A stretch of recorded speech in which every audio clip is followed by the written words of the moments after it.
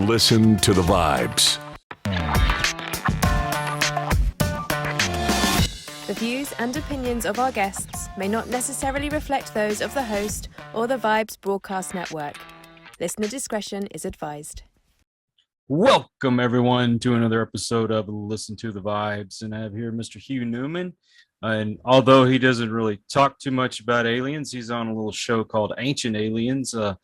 I read in his bio, he's a megalithomaniac. I hope I said that right. An author, an explorer, a YouTuber. And we're just waiting for him to give us the cure to cancer. And I think he can call it quits after that. But no, seriously, Hugh, tell us a little bit about yourself. Yeah, sure. Yeah, correct. Megalithomaniac. Yeah, I'm obsessed by kind of ancient sites, exploring, visiting as many as possible. I've written several books on the subject about stone circles and megaliths, but also about giants and their connection to these megalithic sites. And yeah, I've been at it for quite a long time. We run this conference every year in Glastonbury every May, called Megalithomania. The name really comes from a book by John Michel, who was like a genius writer and all things ancient mysteries, earth mysteries, and so forth. And yeah, we've been running that ever since. We invite all these speakers to that, and it kind of things have grown from there. Now I write books, we run tours, we explore, and yeah, we get around really. Yeah. It's a fascinating subject, in my opinion. So what got you fascinated with giants and things of that sort? Yeah, there's a few weird sort of offshoots of the megaliths. But yeah, when I was kind of very interested in the ancient sites of North America, and we ran a conference out there up in New England, and back in like 2011, like 11 years ago, and I met a guy called Jim Vieira, who ended up becoming my co-author, and both him and I, and also a guy called Ross Hamilton, had been researching the fact not only do you get ancient sites in America, but lots of them you find reports of these giant burials between 7 foot and sort of 12 feet tall associated with these sites. And this always fascinated me. I always kind of wondered what was really going on. You know, how was this kind of connected? And it really grew from there. And we wrote this book called Giants on Record about the American giants and also the cover-up that took place. We did a TV show on history called Search for the Lost Giants. It ran for like 6 episodes and it got cancelled, partly because it was a bit controversial. We were criticizing major academic institutions. Well, how dare you? How dare us, yes. But we covered that in detail in the book, and then yeah, it kind of grew from there, sort of mixing the megaliths and the giants. And then with our recent book, The Giants of Stonehenge in Ancient Britain, which came out a couple of months ago, that is like really delving in to the mysteries of Britain, not just giants, not just megaliths, but I'm fascinated by trying to decode these giant myths and stories, because there's real information, there's real knowledge, geomantic, mathematical, astronomical wisdom is like part of the story of why these stories were maintained over such long periods of time. So I'm kind of fascinated by the mythology, but there's always some more depth to it and a reality to it which is often overlooked. So when we're talking giants, how tall are we talking? Well, we've got a few crazy ones, 18 feet, 21 feet tall. Whoa. But generally, anything over 7 foot, we count as a giant. That's our rule. And generally, you know, in England and in all over Britain and America, we get a lot of them between 7 and 12 feet tall. A surprising amount around between 8 and 10 feet, and it's just a thing. I mean, it's not like it's not like we're just making it up. We're just like, creating these out of thin air. We have thousands of accounts in North America from academic institutions digging them up as well. And so, yes, it's just fascinating, but it's just all the associated subjects that come with it. And the fact that there's been a kind of, not a cover up really, more of a kind of series of agendas that didn't kind of fit with what was being discovered. So it was brushed under the carpet. You know, I studied the Bible quite a bit when I was younger, and if you believe in the Bible, there are stories in there about giants. But why do you suppose we don't see giants now? Yeah, no, that's a good point. I mean, yeah, like you say, the Bible is kind of one of the richest sources of this, especially when you're looking into the Old Testament, the Mhm. Book of Enoch, and also the Book of Giants, of course, as well. It was part, linked with the Book of Enoch, and also like the Sumerian tablet decoding as well has uncovered a lot of stuff from that area, and yeah, and they talk about giants at length. The Nephilim, the Watchers, and so forth, and why they're not around now, because it just appears that the kind of standard sized human, the short people, just took them out basically. They were part, because they were often part of these kind of pagan tribes, or they were kind of elite groups that kind of got written out of society, especially in America, the 1500s and so forth, 1600s. They were like pretty much wiped out. And but there's accounts of them, explorers visiting America and Patagonia, southern tip of South America, and actually seeing live giants in the 1500s all the way up to the early 1900s, like 7-foot Osage warriors who were like kind of meeting them with the president and so forth. And so, yeah, so they were around for a while, but it's now become, just part of history. I see that you're an explorer. Would you call yourself an archaeologist, or you just? No, I'm not an archaeologist. No, I'm an independent kind of writer and explorer. I don't have the archaeological kind of qualification. However, I do call myself an antiquarian, which is an older term used in Britain quite a lot, before archaeology was invented. It really is people who've got a passion for exploring and documenting and writing about these ancient sites. And so I put myself into that kind of realm rather than anything to do with archaeology. Okay. Now, when it comes to the show, I mean, I know how Hollywood can be. They kind of overhype certain things. Do you find that they're doing that, or are they pretty much online with things that you've discovered? You're talking about ancient aliens here, yeah? Mhm. Yeah, Yeah. Ancient Aliens. I like it. I mean, I have to be honest with you. I've been involved with it since for 10 years, I think now. Mhm. And they're very professional, and the subjects they cover, some of them are absolutely brilliant. I mean, people don't realize that they are serious researchers, the people who kind of work for the show. They're really dedicated to bringing kind of all the right stories together. Some of their stuff's really far out, as you know. A lot of it's had a lot of criticism. They do a lot of crazy subjects as well, kind of which are a bit off the cuff. People don't really like it too much. But from a megalithic perspective, they're really on it. I mean, they really understand what's going on, and they look at theories that get completely overlooked by academia. And this is why I kind of was very pleased to be involved, because it enables many subjects. We're talking like, what are classed in academic world as fringe subjects, Mhm. alternative subjects like earth energies, like, pyramid power, things like this. And, archaeoastronomy, even they see it's quite controversial and things like this. But the show enables a voice to be heard for non-archaeologists in a very mainstream way, and because it has become mainstream now. So I've got a lot of respect, I think a lot of credit needs to go to the producers of the show for like bringing out lots of information, researchers who don't often get a voice, and theories that are often completely ignored or overlooked.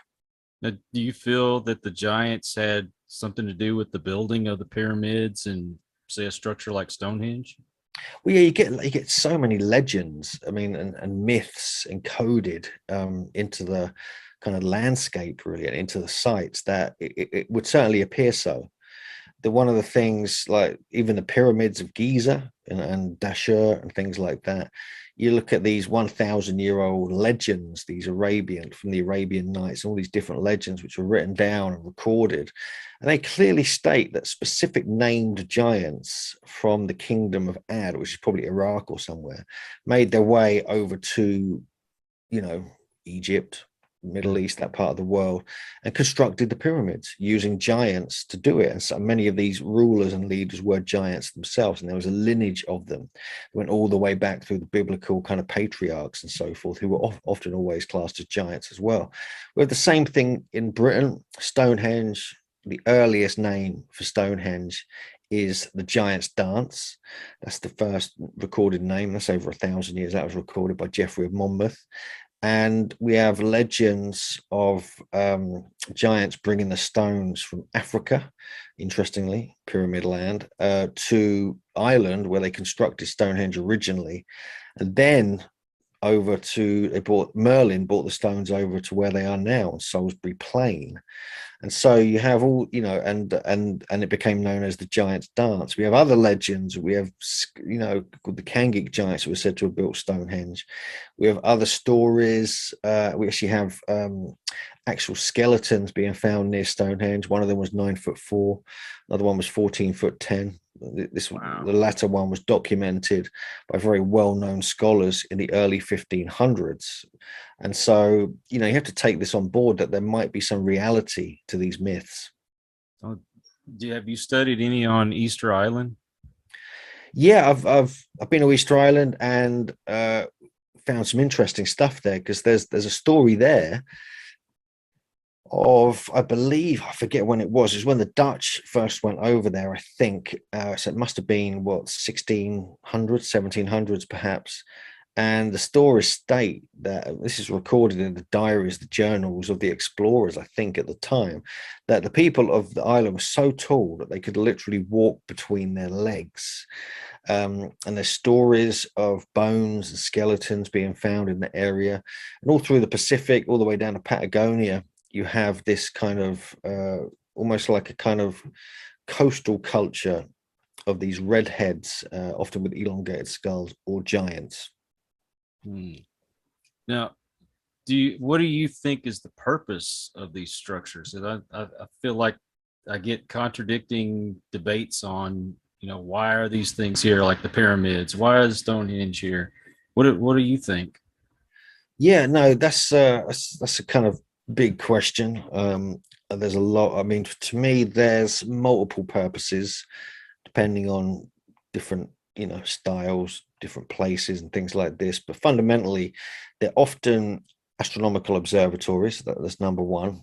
They're often also earth energy kind of accumulators, where they're working to enhance the landscape, to enhance consciousness, to help with agriculture and things like this.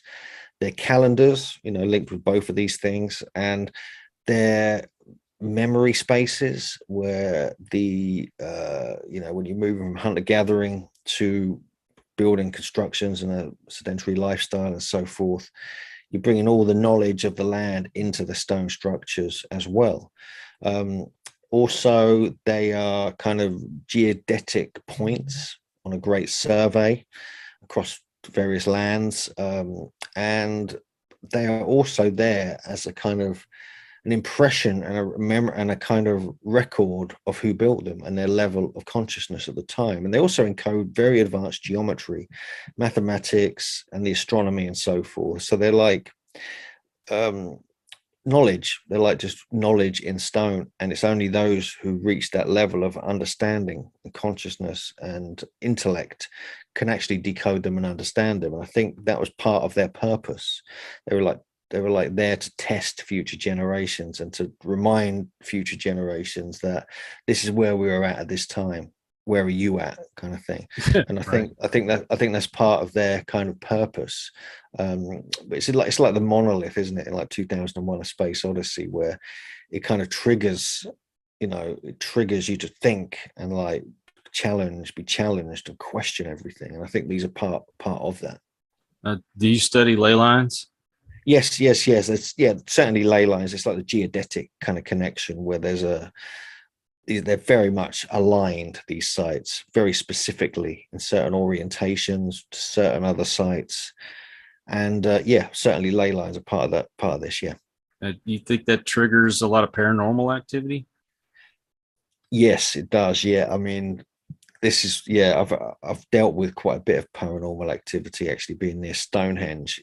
You'd be surprised, virtually on a burial ground here. And so that doesn't help. But yeah, one of the fascinating things about ley lines, if people aren't sure, I'll just explain. If people aren't sure what ley lines are, they're like alignments of ancient sites in a dead straight line over any distance, can be about 4 or 5 or more sites. It has to be minimum of 4. That's the Alfred Watkins terminology and classification. When he discovered these or rediscovered them back in the 1920s. And really, they're just alignments of sites, but there's lots of other things have now become associated with them, which are connected. We have this tradition. You're talking about like paranormal stuff relating to ley lines, where you have this very widespread traditions linking lines between ancient sites of where spirits or shamans would travel through, like these straight line paths, these dream paths or spirit paths or death roads and things like this. And this is like how you get access to the other worlds. You utilize the ancient sites and the ley lines that connect them up. It's like literally the doorway to the kind of realm of the dead or the spirit world, or possibly other dimensions, because they're often related to the fairy realm as well, the elemental realm, which is again has these associations of paranormal activity, strange lights that are seen. And fairies again often move in dead straight lines, following the same paths between ancient sites. In Ireland, many of the sites are called fairy sites or fairy forts and things like this. So there's certainly this element as well. But one of the it was Paul Devereux who kind of put together all these ideas about spirit paths, because you start looking into that and you realize that's kind of, that's the unseen part of these ancient sites. We see the physical reality, but we don't see what's really going on, like behind the scenes, if you like. And this is part of that. Do you entertain the idea that, say, like ghosts and aliens and cryptids and all those have something in common? Because I've heard people talk about it, where they'll have UFO sightings, but they'll have a lot of sightings of cryptids and spirits and things. It's a curiosity of mine. No, for sure. Yeah, it kind of fascinates me. There's something that's linked with all this, really. I mean, I don't know if you know the book Daemonic Reality by Patrick Harper, which is a genius book. I do recommend it. When it's like, it relates to UFOs, crop circles, even giants, but the elemental realm, paranormal activity, strange lights. It's all in this realm which is just beyond our grasp. Like with UFOs, it's been around for so long. We almost get to this point where we're kind of almost about to understand the phenomenon, and then it just jumps to this other level of complexity. And what are people really seeing is consciousness getting affected by going on to these, ley lines or in these ancient sites or part of the land that has high magnetism or something like this.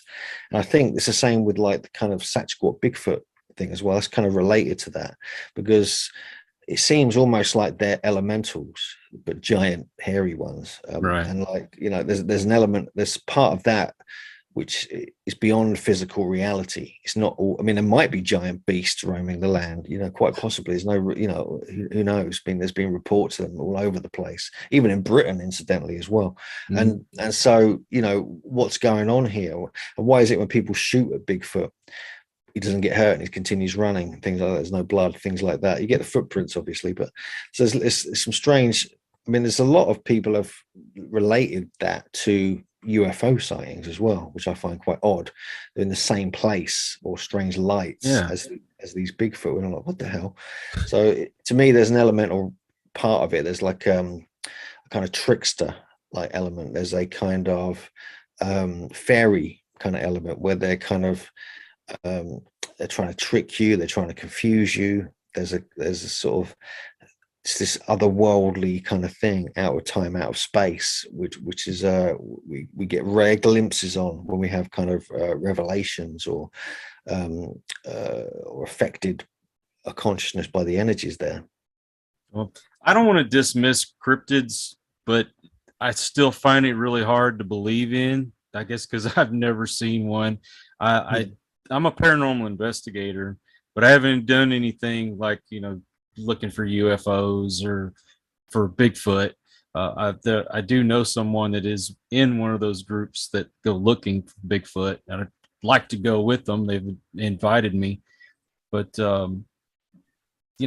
they talk about shapeshifters and or other dimensional. I can probably go along with the interdimensional kind of thing because I think that's where a lot of the spirits that we see come from.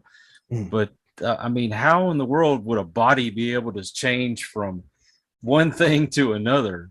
You know what I mean? Have you ever thought about that? Yeah, I guess, yeah. I mean, with there's so many of these cryptids as well. I mean, we also get black shuck, like giant dolls. We get mystery big cats here as well, things like that. Um, but yeah, I mean, unless people were just accidentally ingested a bunch of mushrooms and they think they saw that, there is that to consider. So there's, you got to kind of keep that kind of thing in mind. But I mean, shamans. I mean, you look at the traditions of shamans. Some of the things that have been witnessed in, like, there's a brilliant researcher who died a while back called Vine Deloria Jr. And he wrote this book on the supernatural side of Native Americans. And I forget the name of the book. I've got a copy of it here somewhere. And he was actually a big inspiration for our book on the giants of America, because he was recording all these ancient myths, talking about them, going back thousands of years. But he witnessed it, or people that he got records of, like, we're talking about English European people going over to North America, was witnessing things happen, like people changing form physically. It looked like they were what he saw, like, in one moment he said they could almost control time. And so this guy, this Native American chief, this priestly elder kind of thing, put a load of soil in his hand and put a flower seed in his hand, and within 1 minute the flower had grown and bloomed fully, and things like this. So they were witnessing strange things like this actually occurring. So if you've got a high level shaman or magician or sorcerer, these kind of things appear to be possible. And so and one of the things we actually found in our giant research is that there's a lot of magic encoded into these sites. There's a lot of magic and sorcery, probably to create the sites as well. They probably use this kind of thing. For example, in one of the chapters in our books about Stonehenge is called Sowers of Thunder. It talks about this tradition where if you disturb a giant's grave, then what happens is a giant storm of thunder would occur, like instantly, as soon as you put a kind of shovel into the earth. And this happened over and over again, almost like there was a spell placed upon the sites. Oh, wow. And we have a huge amount of accounts of this. We have people who were going into Silbury Hill and Avebury, and there was like an earthquake happened when the thunder started coming, things like this. And it was they were so outrageous and powerful that people just assumed there must have been spells put there by the giants. We have the same, got the curses of ancient Egypt, Tutankhamun, all this kind of stuff. We have curses that have been recorded like this in Namadol in Micronesia, where people died after they tried to dig graves of giant kings and different stories. So you've got, you're looking at shape-shifting. I mean, if they're capable of doing any of these kind of things, then shapeshifting might be one of the things they were doing. I wonder how they could manipulate like things like time. But you've got scientists that, of course, at one time they would have been looked at like they're nuts if they even thought about looking into any of this stuff. But I think we've come to a point where people are looking for answers. Tell me, if there's a scientific reason why such and such happened, then let's find out what it is. I don't know if you ever watched Ghost Hunters, but there was an episode where they had one of those cameras that can see the aura around you. And this guy was a psychic.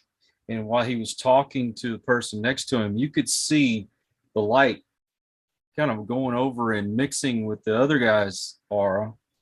And that's how he was able to tap into his brain and see these things. Why can't they do stuff like that? Are they still afraid of ridicule? Yeah, I'm sure privately they do all sorts. I think that's the kind of thing, but because of fear of the ridicule, maybe.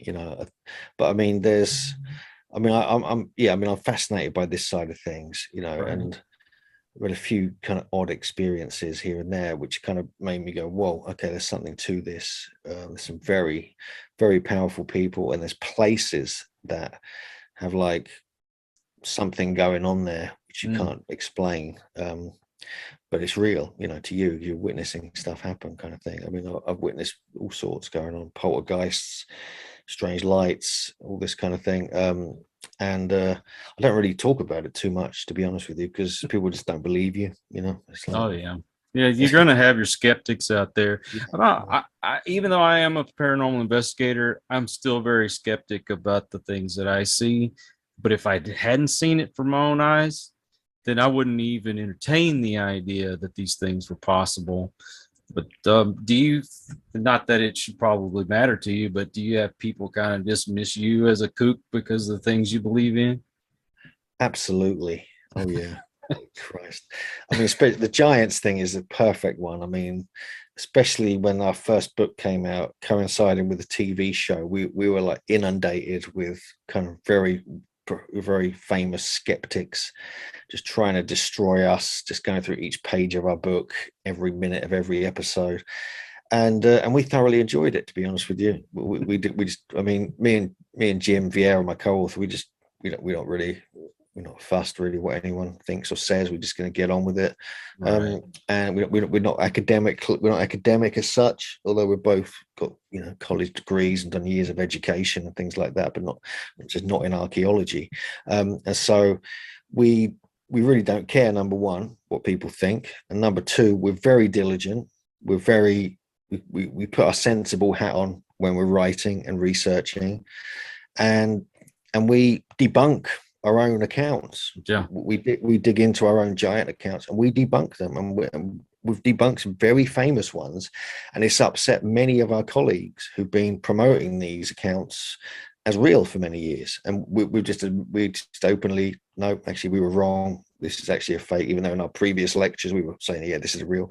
And so we debunk ourselves, shall you say, and we don't care. We're just going to crack on with that, because that, in a way, I think that is technically scientific, where you kind of find your own mistakes, correct them, and just keep following, seeking the truth rather than what's convenient and what sounds cool. And I think you've got to do that, from your own perspectives as well.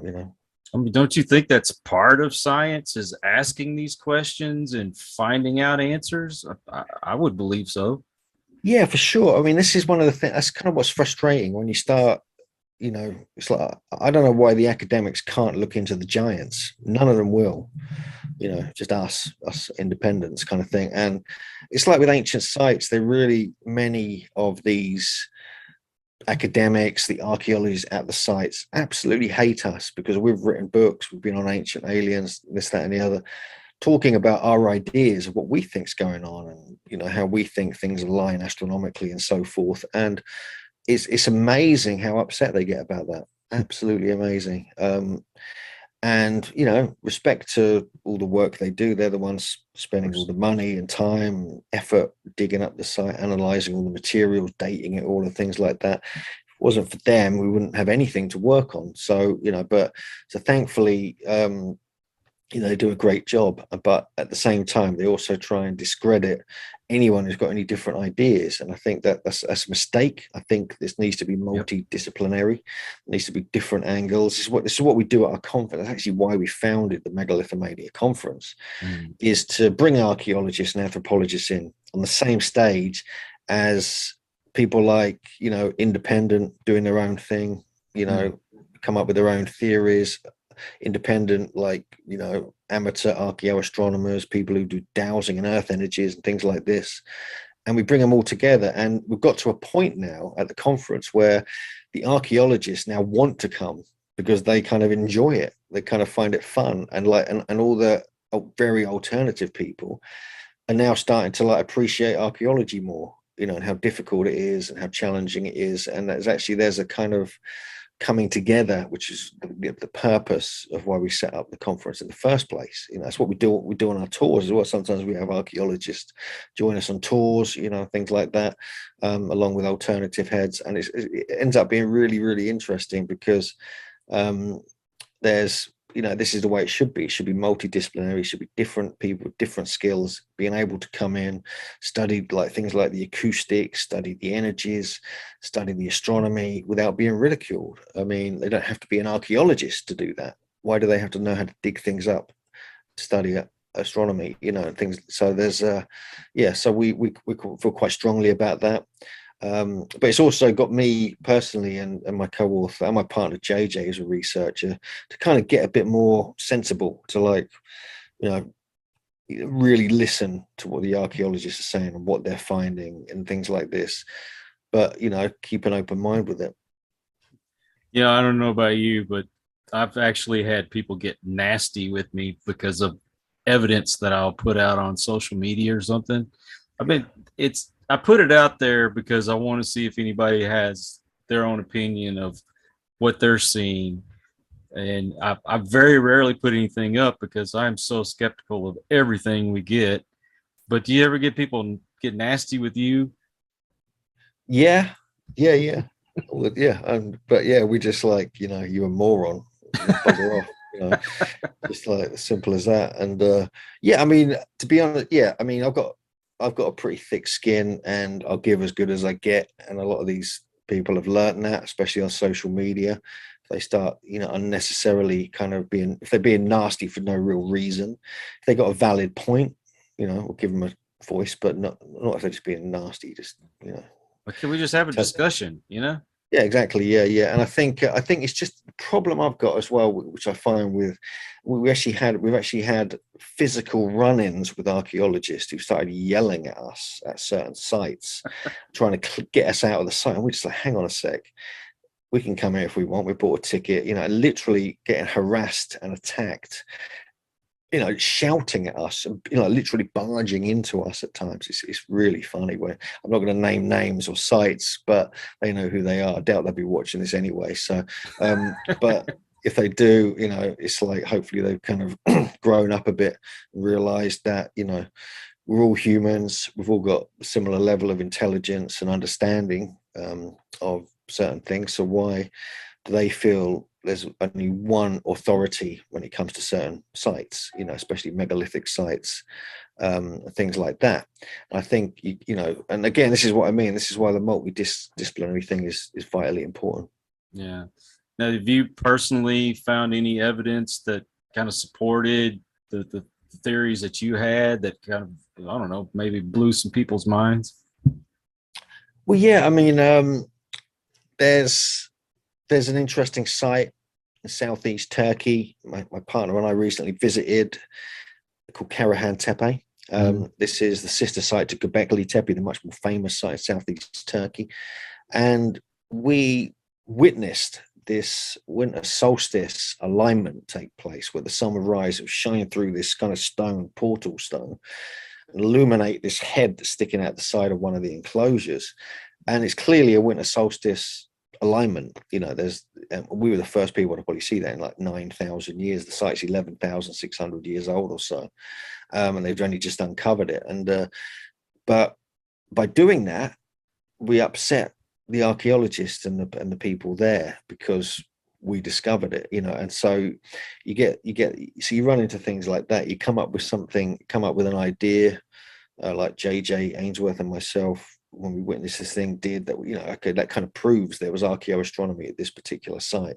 So that could apply. That means they were doing it that far back, which is kind of like a revelation in some sense. And so there's all sorts. I mean, we found that really interesting. When we were involved in when I was at Tiwanaku in Bolivia, I discovered this lost statue that had been buried. I spent like a week there. Me and JJ stayed at this horrific hotel, and actually in the village, the best hotel in the village it was. And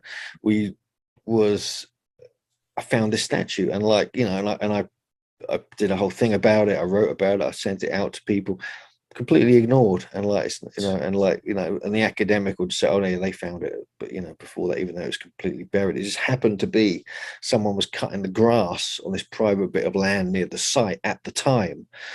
which had never been cut. It was like sorting out this field. And so I think, yeah, little things like that. You do find certain things on your journeys. We often discover things, especially when we do tours. Actually, we find our groups, they spot things that no one's ever noticed before, and like it's quite fun when they do it, because they like feel kind of, something that they're kind of involved in, just discovery, things like that.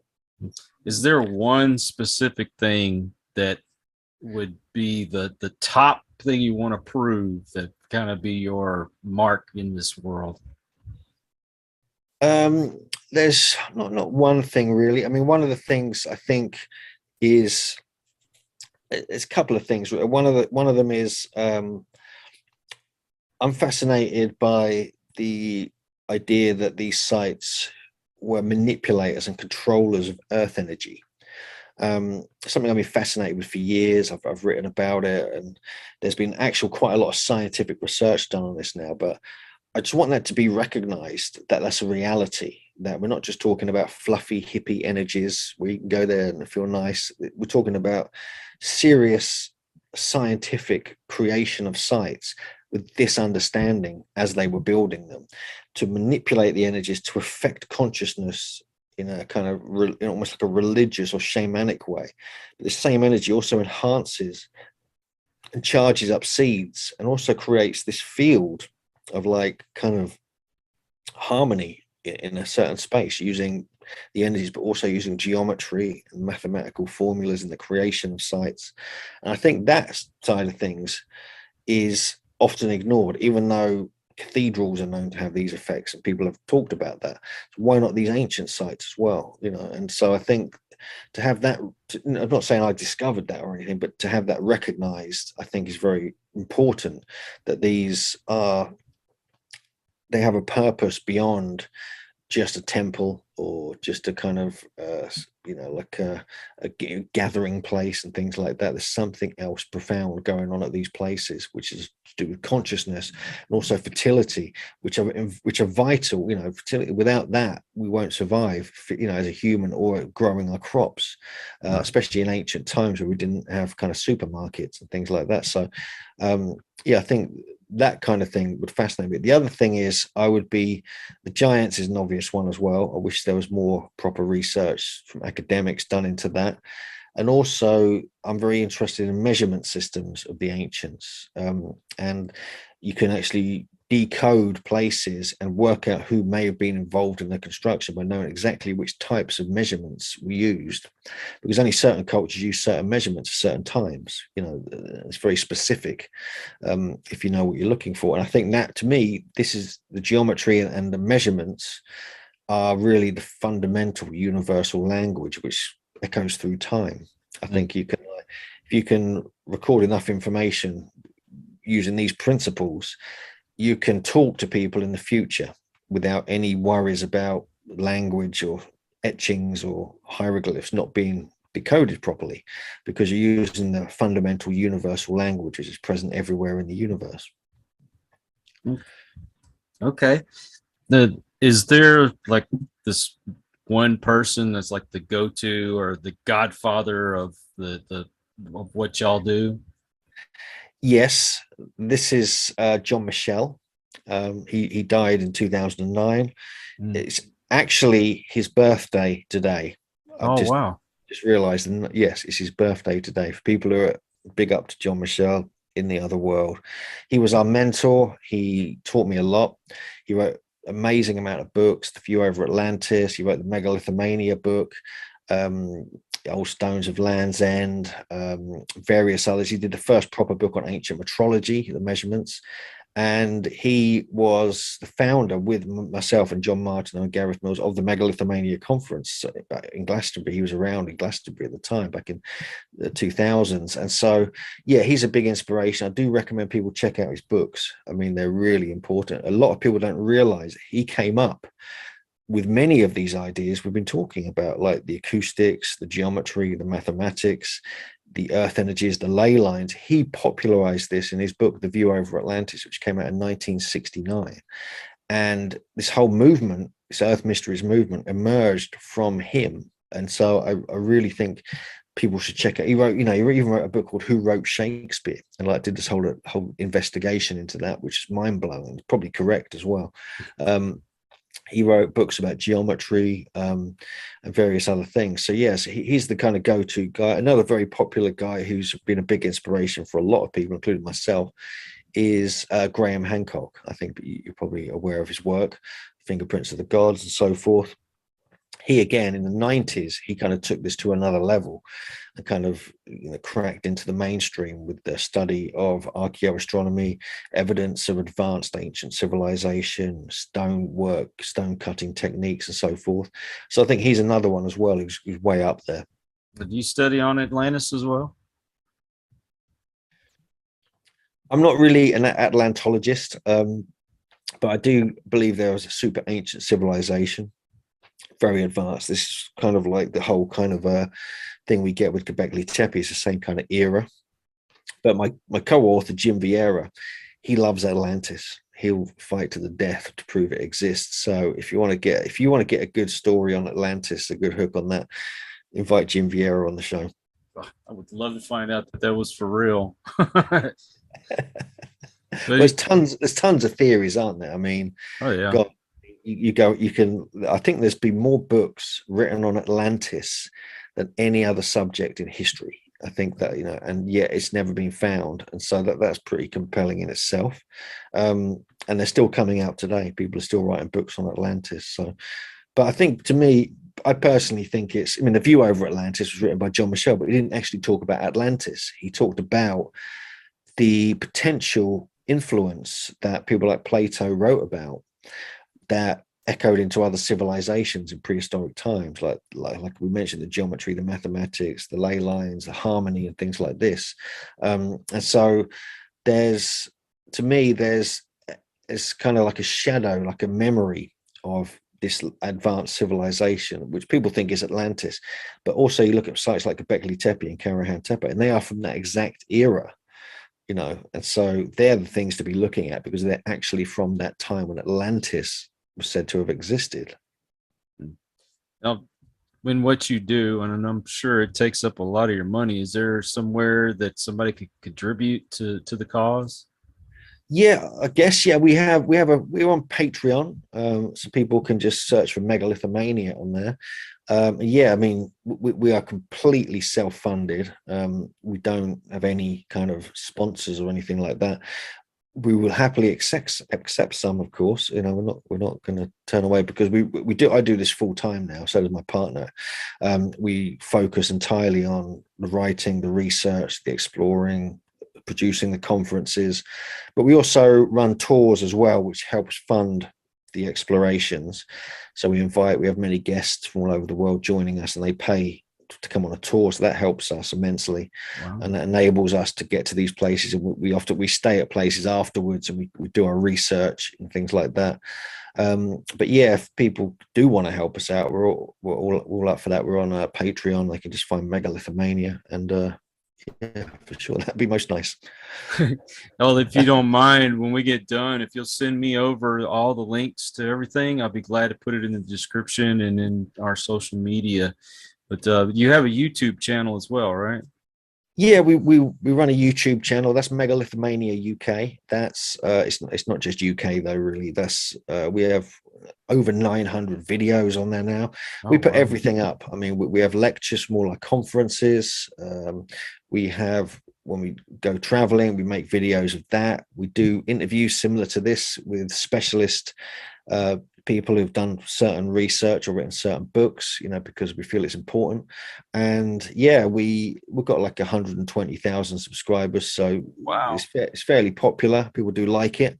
And yeah, and that's one of our main things we do, really, is to produce the videos, because I got trained in video production at college and stuff like that, so I'm kind of quite adept at doing that kind of stuff, and filming and so forth. So yes, we quite enjoy that side of things. Yeah. Okay. Well, I encourage anybody that's watching this or listening to this, go to their YouTube channel. I will put the link to it in the description, so click on it, subscribe, help them out. And what about social media? Where can everybody find you? Sure, yeah. I mean, if they just type in Megalithomania, they'll find us all over the place. We got a website, megalithomania.co.uk. We've got all over Facebook and things like that. People search for me, just Hugh Newman. They'll find me in various places. I've got a little website, which is kind of a page on the back end of the Megalithomania website. And yeah, I'm also on things like Instagram and Twitter and usual stuff. I'm taking less and less time on these things because we want to focus on writing our kind of books, things like that, and exploring and so forth. But yeah, we do have a bit of fun on there as well if we're back home for a few days or weeks here and there. Yeah, and by the way, if anybody looks up Hugh Newman, there's also another one. I believe he's an author as well, but I think he's into bugs and stuff. Oh yeah, that's right. It's L. Hugh Newman. Yeah, yeah. He's not around anymore. He was the butterfly guy. He was like, funnily enough, I've got a funny story. One of my mentors who's co-authored books with John Michelle is called Robin Heath, and he's a big influence on me. People go to our YouTube channel or our website, there's loads of stuff about Robin Heath. He's done some amazing books on Stonehenge and the metrology and things like this and the astronomy. And he, when he was a kid, used to be obsessed by butterflies, and his hero was L. Hugh Newman. So he was quite surprised when he met me, and I had the same name as his childhood kind of butterfly hero. So that was quite funny. Do you have any other funny stories you could share about the things you do? Yeah, I guess. I mean, oh God, yeah, I've got quite a few strange things have happened. Yeah, I mean, we've had a few weird experiences, I'll tell you that. There was oh my God, I don't know if I should say that. As it's John Michel's birthday, I'm going to say this because he won't mind. He'll like this. This is like, so there was this conference down in Brighton, and John Michel, Robin Heath, myself, my friend Stuart Mason, and a few other speakers were speaking. This was back in like 2006 or something. And it was part of this group called the Antiquarian Society that I was a member of. John Michel became an honorary kind of member of it as well, which he presented a kind of a paperwork, a little kind of plaque for him. He came down to this conference, and after the conference we had a great time at the event, and then we went into this large sort of like circular glass restaurant on the beach in the beautiful town of Brighton. And there's only like 10 people in there, there's all this staff. We sit down at this long table, we take over the whole table in the middle of the restaurant. And he's just doing something under the table. We're like, what's he up to? And then the next thing he knows, he pulls out this giant reefer and lights it up. And it's like this long in the middle of this restaurant. It's a no smoking restaurant. Smoking is banned in Britain. You can't smoke anywhere. And he just smokes it, and it stinks, smoke going everywhere. All the other customers are kind of looking around.